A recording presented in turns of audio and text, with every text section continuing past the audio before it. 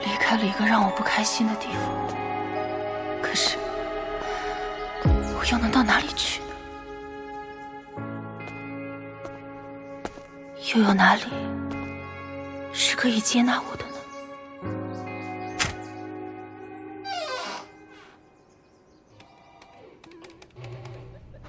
又是这样，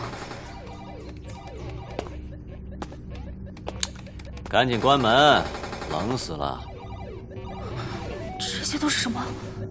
你不是没钱吗？怎么买这么多东西？和你没关系，快收拾一下。这种生活，妈的，门也不关，我叫你收拾一下，你听不见啊？我再也韩歇，聋了！我再也不想忍受了。你干嘛？我韩歇，你搞什么呀？扔我衣服干嘛？喂！你给我出去！房租是我交的，吃的用的都是我买的，这里是我家。